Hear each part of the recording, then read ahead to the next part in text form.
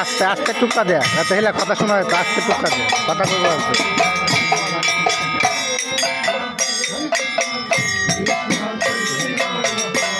নাম যজ্ঞের এই আরতির সময়টা অত্যন্ত গুরুত্বপূর্ণ সময়। ধরো আমি ভিডিও করি, গুছায়ের ভিডিও করি।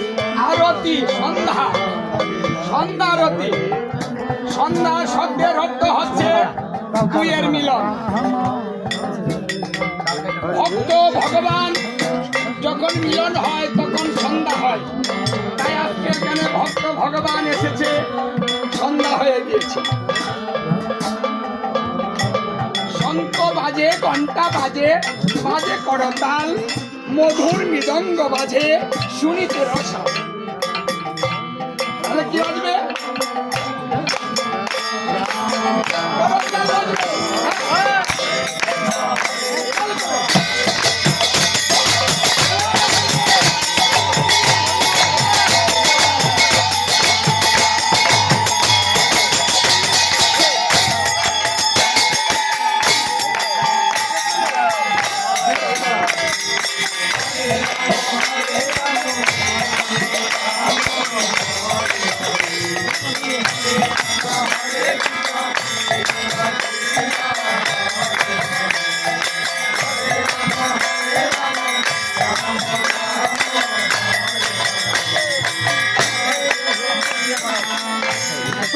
পাশে সকলে মিলে ধারেতে বসে কীর্তন করা হবে।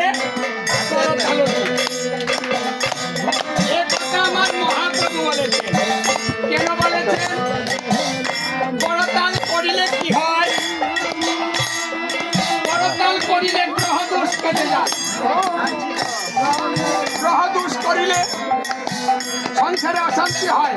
তাই গ্রহ দোষটা কাটার জন্য সুব্যবস্থা করে দিলে হাতে তালি দিবেন নন্দকে, সংসার সুখময় হবে, গ্রহ দোষ কেটে যাবে।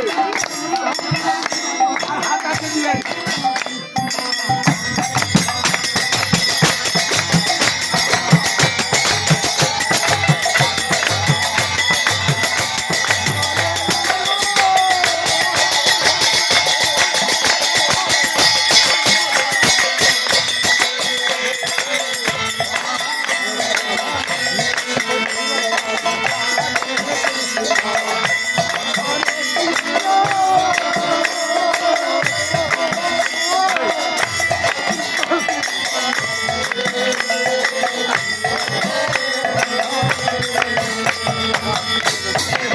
टमाटर वीडियो नहीं यार जाने लगा ये कैसे टमाटर लगा यार की वीडियो में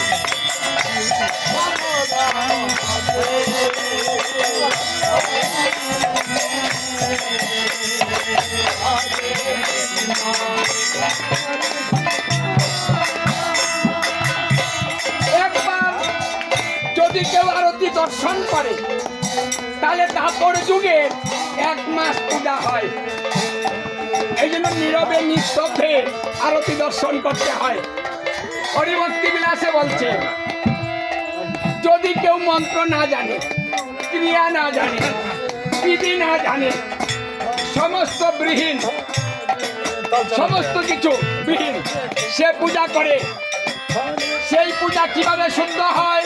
বলছে যখন আরতি করে তখন সমস্ত পূজা শুদ্ধ হয়ে যায়। এই জন্য আরতি এত গুরুত্ব। তাই বাড়িতে আরতি করবেন, আর যেখানে আরতি হয় সেখানে গিয়ে দর্শন করবেন।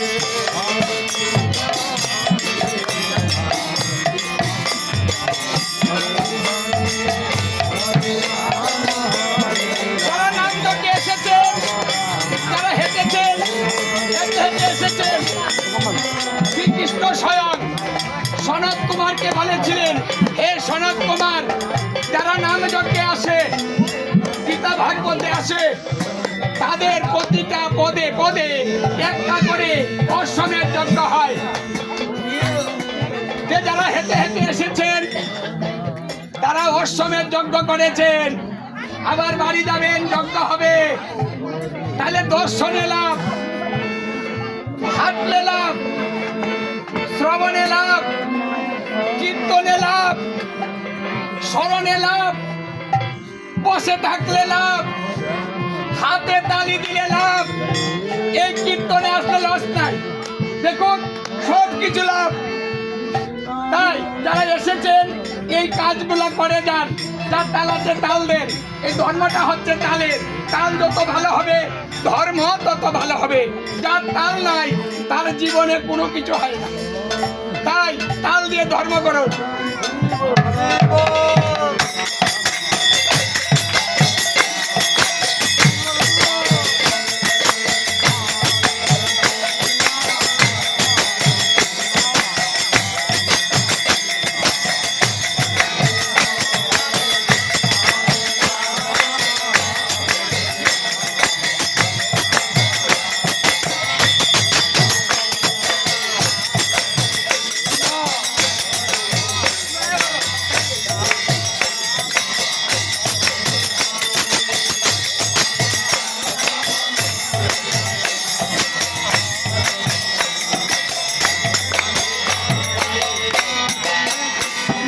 সবাই নিচে বসবে, যারা অসুস্থ তারা উপরে বসবে, দাঁড়িয়ে বসে যাবে না। কারণ শাস্ত্রে বলেছে যদি কেউ দাঁড়িয়ে কীর্তন শুনে তাহলে মরার পরে সে দারোয়ান হবে। আর যারা চেয়ারে বসবে তারা চেয়ারম্যান হবে, জমিতে বসবে তারা জমিদার হবে, আর যারা জমিতে বসবে তারা জমিদার হবে।